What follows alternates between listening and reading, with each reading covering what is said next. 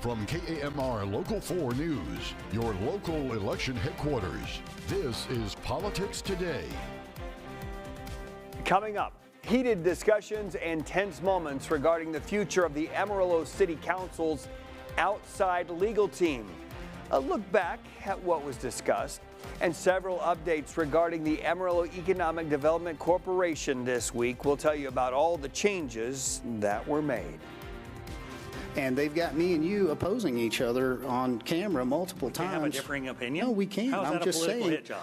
you sent the letter to the media before we came out. I did not send it to the media instead of working against transparency, each other. putting stuff in a public notice, that really bugs me.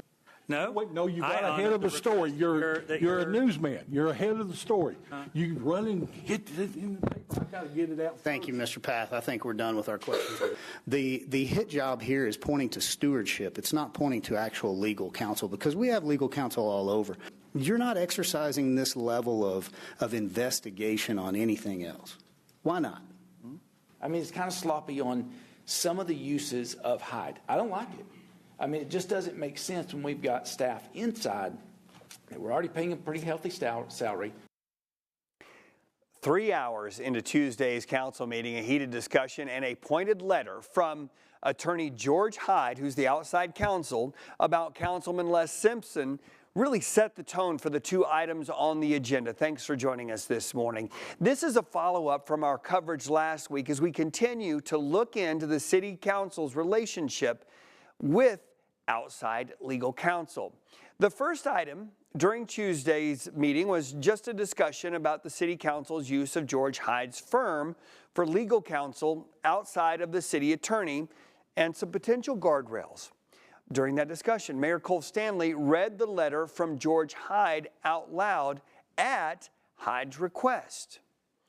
The debate that you saw before was partly over whether or not the letter the mayor was asked to read was confidential. We would like to highlight part of the email from George Hyde that was sent to council members as well as city staff. It reads, quote, "The letter is intended to be read at the city council meeting. It is not confidential and is subject to be released pursuant to the Texas Public Information Act."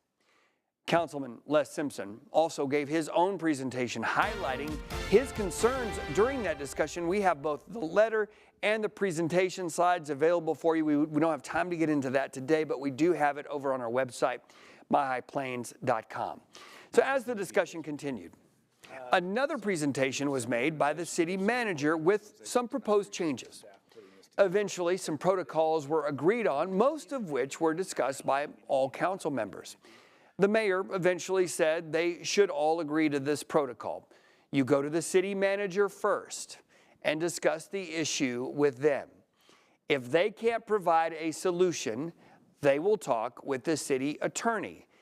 If that doesn't work, they find an outside source who can. Then the council member can contact that person for advice or counsel, but can't spend more than $1,000 to do so. If that council member wants to still pursue the project or issue, they will then bring it to council for discussion and or approval.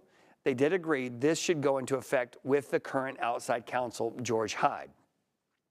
Now, with the new protocol in place, later in the meeting was a discussion item concerning the use of Hyde Kelly LLP. Councilmember Simpson said, with the protocols in place, the resolution wasn't needed. There was no action taken on that item. We spoke with Councilmember Tom Sherlin about the meeting and Les Simpson about the accusations this was personal for him. This is I'm looking out for the taxpayers of this community, and that's what I'm focused on. What I do is because I think it's the right thing to do. George Hyde was there. He chose to share his thoughts with the community. And I think his letter really speaks for itself. And we just got to be smart. And the way we came up with a solution tonight is a very good way. I mean, we're putting some rails that we can use to do what the citizens want us to do. Presentation by Councilman Simpson. The council spent just less than $95,000 with Hyde Kelly. $95,000 of that was exclusive, the agreement with the city had with Hyde Kelly last year. That would leave around $158,000 remaining in the current city budget for $250,000 for outside legal counsel. However, that does not include the expenses from January. Now, we had one more last-minute update on this story on Friday that I want to bring to you today. According to the mayor, the city of Amarillo has issued an invoice to the Amarillo Economic Development Corporation for $40,000. The mayor says that this is to reimburse the city for the costs associated with the inquiry, the article amendments, and the bylaws. That money, he says, will be applied back to the working budget of $250,000 for outside legal counsel.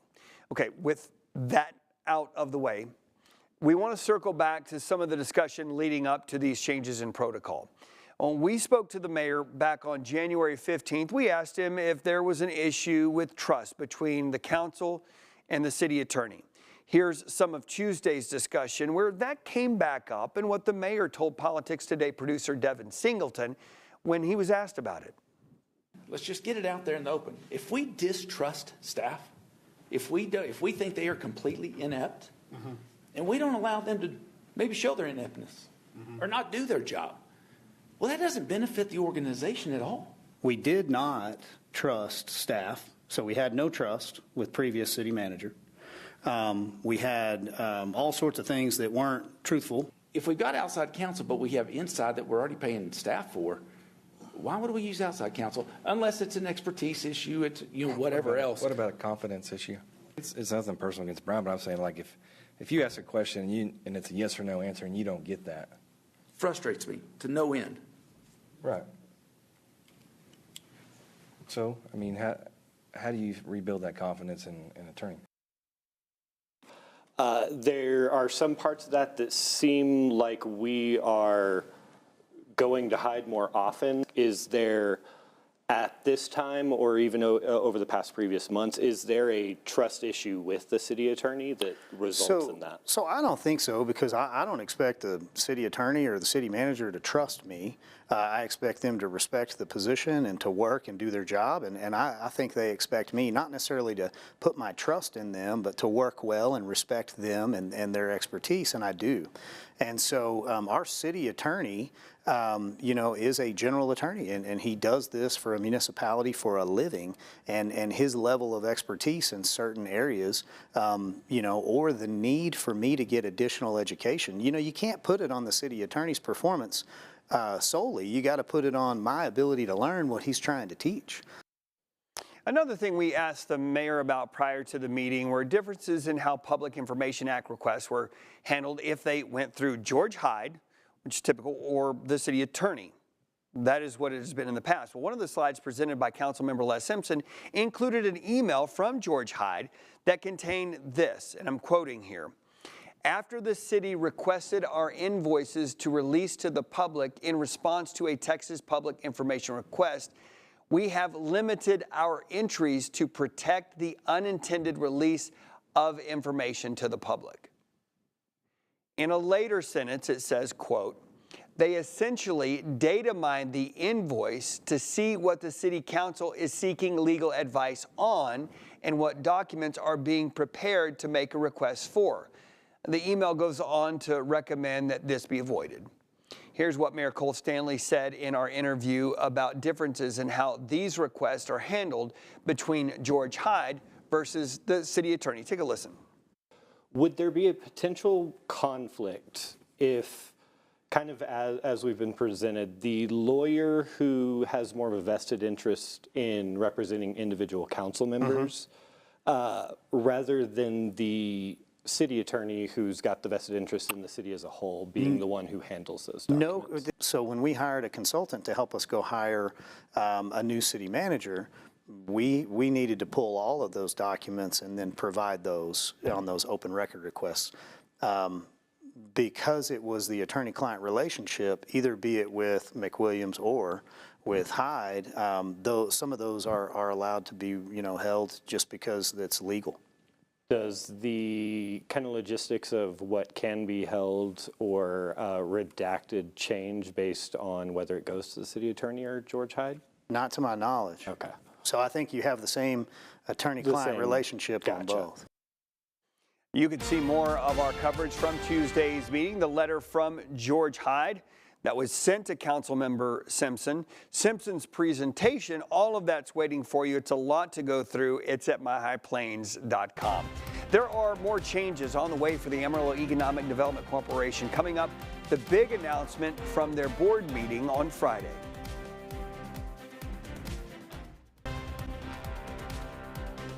Amarillo Economic Development Corporation held a board meeting on Friday that would lead to a separation agreement for Kevin Carter. During the scheduled board meeting, the ADC board, with a unanimous vote, approved the separation agreement of their president and CEO, Kevin Carter. After the executive session of that meeting, a member came back with an open session to discuss the employment of Carter. It was first mentioned by ADC board member Howard Smith, where he stated that the separation agreement is effective immediately. He adds that according to the terms of the agreement, Carter's base salary is paid under his employment agreement, an authorized $0 as his final performance bonus. Following the unanimous vote, interim AEDC chair Alex Farrelly thanked Carter for his work. I think it's been a little over 5 years, Kevin, and I think a lot of good work has been done. And I think on behalf of the AEDC board and the ADC and Amarillo, we want to tell you thank you. We have reached out to Carter on a statement following the separation agreement. He says that he's thankful for his time in Amarillo. We've been following the story of AEDC since Amarillo City Council began examining it back in August of 2024. A few months after an investigation began, 4 board members chose to resign all at once. That included the chairman and the vice chairman. To watch the full board meeting from Friday morning, head over to our website, myhighplains.com. Some other updates regarding AEDC to kind of keep you in the loop here. City Council approved the amended AEDC bylaws. That was 5-0. This was discussed at the last City Council meeting after they approved the certificate of formation that's formerly known as the Articles of Incorporation. The next day, the AEDC board approved the amended bylaws. On Tuesday, they made a few small changes. Before that approval, the council also approved the AEDC's operating budget for the fiscal year involving 2024-2025. Council also discussing the future of the AEDC board last week. 55 people have applied for the 4 open board positions. Council decided to wait to hear from the temporary board on when they're stabilized enough to start hiring and training process for new board members, especially because on the AEDC board meeting agenda for Friday, they're considering the employment, as we just brought you, that was the employment of President and CEO Kevin Carter. We know how that story ended. Also proposed last week a potential tax break for child care facilities for the city of Amarillo. We're going to take a quick break, but when we come back, we'll tell you how this could end up helping local businesses if approved.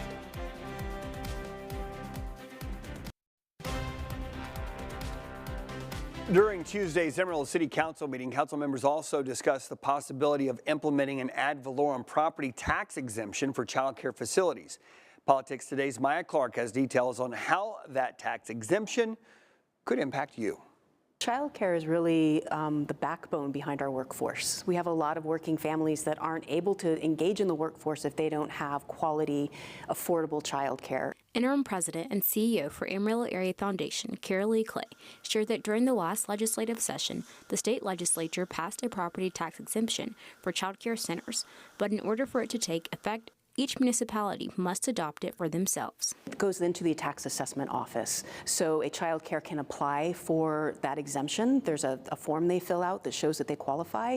And then from there, the tax exemption, the tax assessor's office takes care of that. So it does not add a lot of additional administrative burden to the city. Clay shared that child care facilities will have to meet certain requirements to qualify for the exemption. Rated for Texas Rising Star, which is the quality evaluator for child care centers, and they also have to have a certain amount of slots that are subsidized, which means they offer to lower income families as well. According to Clay, if the exemption were to go into effect, it would have a positive impact on the local economy, adding more people to the workforce, and not impact taxpayers in a negative way. The overall impact from what we're estimating would be under $30,000 in tax credits. But child care centers run on some of the thinnest margins of any small business around. So outside of staff, their property is always their next most expensive thing.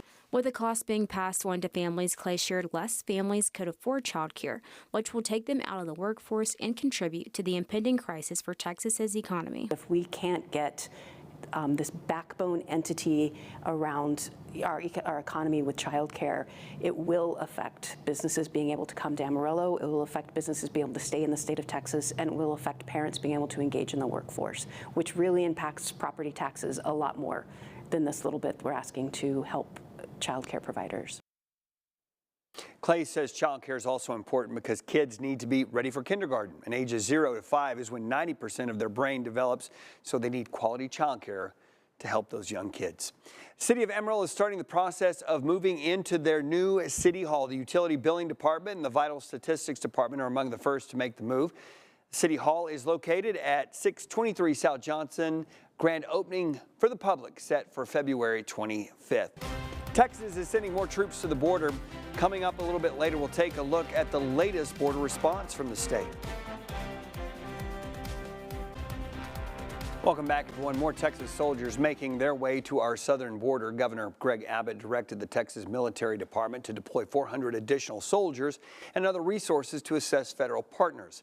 Politics Today's Dylan McKim looks at the state of our border response. The southwestern border is becoming a landing spot for U.S. soldiers. Last week, the Pentagon said it's sending 1,500 troops to help secure the border, adding to the 2,500 active duty personnel already in the region. Governor Greg Abbott is praising the action by the federal government and is sending more manpower himself to South Texas. 400 troops from Fort Worth and Houston, members of the state's tactical border force, are being deployed. It's nothing new in the Lone Star State. Over the past 4 years, the governor said Texas spent almost $3 billion on the border wall and buoys and $6 billion on deploying more than 10,000 Texas National Guard soldiers and state troopers. In a letter to federal lawmakers, the governor said it cost $11 billion to protect the state, and he wants to be reimbursed in full. But his latest action has Texas Senator Sarah Eckhardt asking a question. Last week he said, I want reimbursement for the $11 billion because we were doing the Fed's job. And this week he's saying, we want to keep doing the Fed's job. So which is it? She serves in the Senate Committee on Border Security. The Senate's budget proposal would allocate another $6 billion for securing the border over the next 2 years. She says this session, she's asking for an audit on how that money is being spent. It's not enough to look good. You have to actually do good. I asked the governor's office if the state should be spending more resources while still waiting to be reimbursed. We were told to refer to his statement released on Monday, where he said, quote, finally, we have a federal government working to end this crisis. I thank President Donald Trump for his decisive leadership on the southern border and look forward to working with him and his administration to secure the border and make America safe again. In Austin, I'm Dylan McKim. The Texas Tactical Border Force was launched in 2023 to respond to the hotspots on the border where people are trying to cross illegally. Dylan says that he reached out to the Texas Military Department to ask how many National Guardsmen and women are currently deployed at the border. He's not heard back. The 2025 State of the State address for Texas is tonight. Governor Greg Abbott will outline his priorities for the 89th legislative session. Governor Abbott says lawmakers have the opportunity to strengthen Texas's national and global position on economic opportunity and prosperity. You can watch that coming up on the KMR Local 4 News. We're going to actually have that running tonight at 5. We'll wrap things up after this. Keep it here. To close things out, obviously this week's City Council meeting did have some tense moments. That same night, people in Thornton Township, Illinois, well, they witnessed a full-out brawl during their council member. So this happened.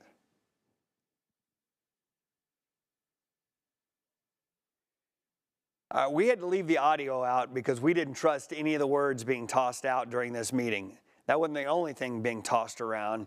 Plenty of fists. A fight broke out at Tuesday night at a council meeting after someone used an expletive directed at the township's supervisor. The altercation came after months of scrutiny surrounding Supervisor Tiffany Henyard, who also serves as mayor of Dalton, Illinois. This all happened during the public comment portion of the meeting.